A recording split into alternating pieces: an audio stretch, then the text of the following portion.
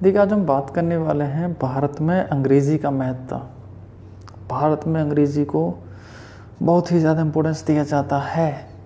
Example के तौर पे आपको मैं बताना चाहूँगा कि एक बंदा जो अच्छी इंग्लिश बोलता है, फ्लुएंसी इंग्लिश बोलता है, धाराप्रवाह इंग्लिश बोलता है, तो लोग उसको कहेंगे गुड, ग्रेट बंदा है। अंदर से उसकी पर्सनालिटी ज़ीरो हो, बिहेवियर, नेचर ज़ीरो, लेकिन अच्छी इंग्लिश बोलता है, गुड इंग्लिश बोलता है तो ग्रेट बंदा है।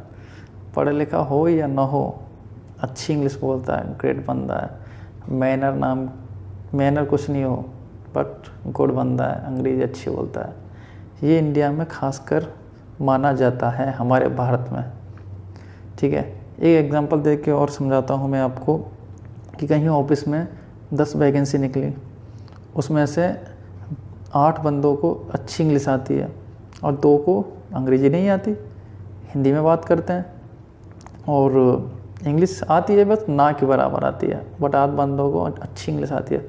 तो सिलेक्शन उन 8 बंदों का होगा, ना कि उन 2 का, क्योंकि उनको अंग्रेज़ी नहीं आती है। भारत में तो बस रिसेप्शन की जॉब हो, कॉलिंग की जॉब हो, या अधिकतर जो भी जॉब हो, होटल हो एक्सेट्रा, अंग्रेज़ी। क्योंकि सबसे पहले इंटरव्यूअर ये पूछता है इंग्लिश आती है, अच्छी इंग्लिश आती है, गुड इंग्लिश आती है, तभी आपको जॉब मिलेगी। और अच्छी इंग्लिश होगी तो अच्छी सैलरी होगी। ठीक है, ये भारत का बता रहा हूँ मैं आपको।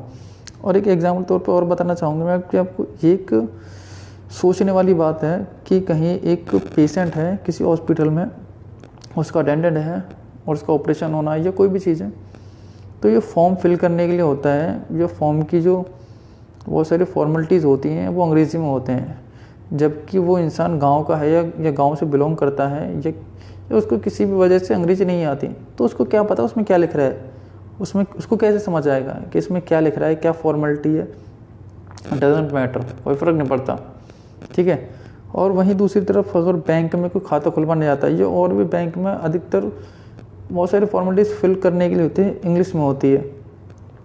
उसको कैसे समझ में आएगा भाई क्या लिख रहा है, नहीं समझ में आएगा। गांव का बंदा है या फिर शहर का ही है, लेकिन उसको अंग्रेज़ी नहीं आती, नहीं मिला उसको इंग्लिश का माहौल, नहीं थे उसके अच्छे स्कूल, नहीं सीख पाया अंग्रेज़ी।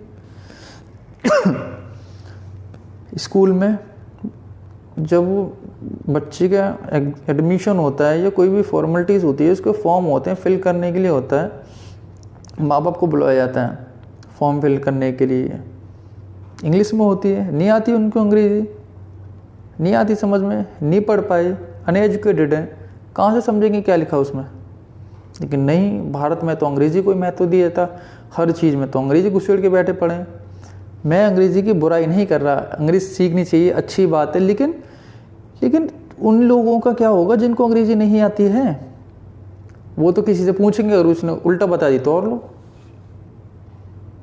लेकिन नहीं, भारत में तो बस अंग्रेज़ी का महत्व है।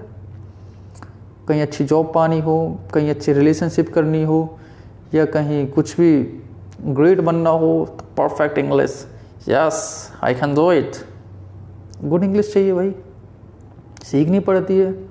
पागल हुए बैठे हैं लोग इस चक्कर में। ठीक है, ये मैं आपको इंडिया का हाल बता रहा हूँ।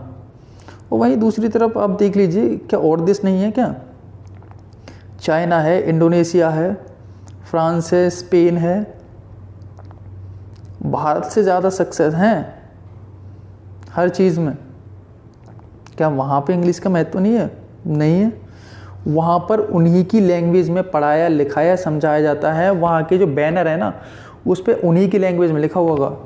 चाइना का हमारे देश से सक्सेस है, जापान, चाइना, फिर उन्हीं की लैंग्वेज में पढ़ाया जाता है। शॉप के बाहर उन्हीं की लैंग्वेज में लिखा होगा, हर चीज़ उन्हीं की लैंग्वेज में होती है। लेकिन हमारे यहाँ अगर टी स्टॉल भी होगी ना, तो उस पर लिखा होगा दीपक टी स्टॉल, अंग्रेज़ी।